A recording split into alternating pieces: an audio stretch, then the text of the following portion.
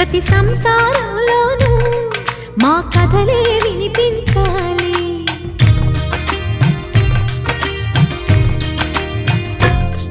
ఆ సిరిని శ్రీహరిని మా జతలో చూపించాలి.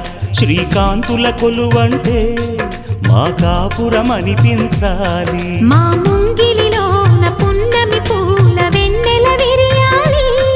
మా చక్కని జంట చుక్కల తోట పరిపాలించాలి. కలలో ఇలలో ఏ కన్నకి ఇలాంటి పతి రాడనిపించే వరుణ్ణే వరముగా ఇవ్వండి. కని విని ఎరుగని వేడుకతో వివాహం జరిపించండి.